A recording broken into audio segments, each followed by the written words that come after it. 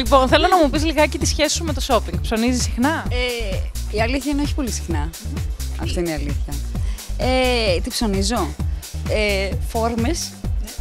Αλήθεια. Φόρμες, τζιν, μπλουζάκια. Δεν ψωνίζω συχνά. Ψωνίζω όταν δω κάτι που μου αρέσει. Ή αν χρειαστώ ρούχα. Δεν φοράς ποτέ, ας πούμε, φόρεμα? Φοράω πολύ σπάνια. Με κολλάν? Με κολλάν, ναι, μπορεί να βάλω. Τζιν φαρδιά, τζιν στενά, έχεις έτσι προτιμήσεις? Και φαρδιά, αλλά μου αρέσουν τα στενά. Προτιμώ τα στενά. Δηλαδή, αν μου έλεγες ότι έχεις συλλογή από κάτι, θα ήταν τζιν? Φόρμες. Και αν είναι, ας πούμε, να πας σε μια πιο βραδινή εκδήλωση, ίσως σε ένα πάρτι, τι φοράς? Άμα πάω σε ένα πάρτι, τζιν. Τζιν και μια καλή μπλούζα, ας πούμε. Ναι. Και καλά παπούτσια, αυτό. Όταν λες καλή μπλούζα και καλά παπούτσια, πώς θα είναι περίπου? Μια πιο προσεγμένη μπλούζα, μην φανταστείς κάτι. Σπάνια θα ντυθώ καλά, ας το πούμε έτσι, πολύ προσεγμένα. Και τα παπούτσια σου είναι γόβες, είναι μποτάκια, σου αρέσει να είναι λίγο πιο κεντρικά, ίσως τι φοράς? Δεν μ' αρέσει το κεντρικό ντύσιμο. Σε μένα, μ' αρέσει να το βλέπω, αλλά δεν μ' αρέσει σε μένα.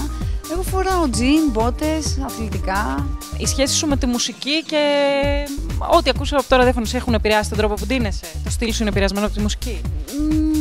Ναι, ίσως. Ίσως από τη ροκ.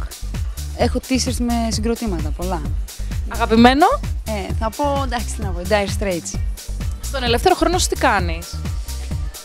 Στον ελεύθερο χρόνο ακούω μουσική, πολύ μουσική. Χορεύω τάγκο. Κάθομαι με φίλους, τρώμε, ακούμε μουσικές, φτιάχνω μουσική. Και σινεμά.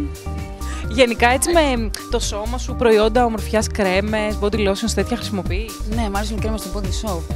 Και γενικά μου αρέσουν η aloe vera, η πιο gentle για το σώμα. Ναι, αυτά. Τα vintage κομμάτια σου αρέσουν, ναι?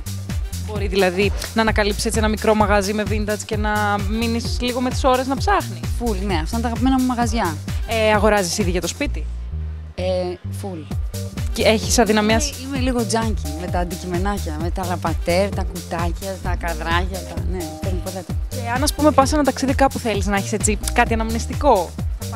Πάντα. Και είμαι tourist freak.